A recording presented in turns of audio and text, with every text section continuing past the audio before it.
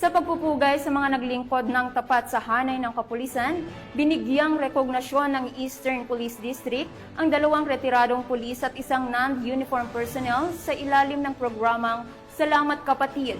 Yan ang balitang hatid ni Patrolwoman Melin Loquias.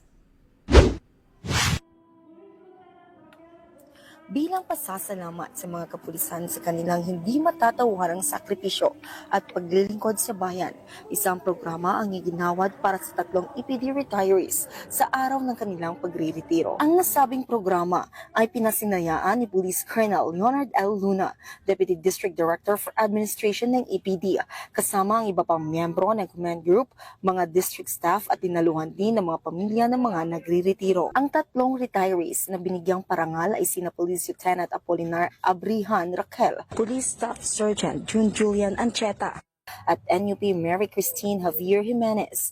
Gayon din ang kanilang mga matatanggap na benepisyo sa ilang taon nilang pagsiservisyo at sa karangalang batid hindi lamang sa Eastern Police District kundi maging sa buong organismo. Mainit na mensaheng pasasalamat naman ang iginawa ni Police Lieutenant Apolinar Abrihan Raquel sa karangalang makapaglingkod sa bansa at sa mamamayan bilang alagad ng batas at ang makapagbigay ng serbisyo sa PNP na siyang nagsilbing pangalawan niyang tahanan at pamilya. Napalaki po ng naitulong ng PNP bilang pangalawang tahanan.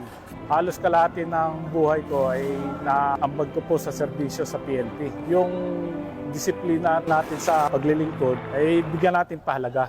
Mula dito sa Eastern Police District, ako po ang inyong Police News Network Correspondent, Patrolwoman Melin Loquias, alagad ng batas, tagataguyod ng Balitang Pulis.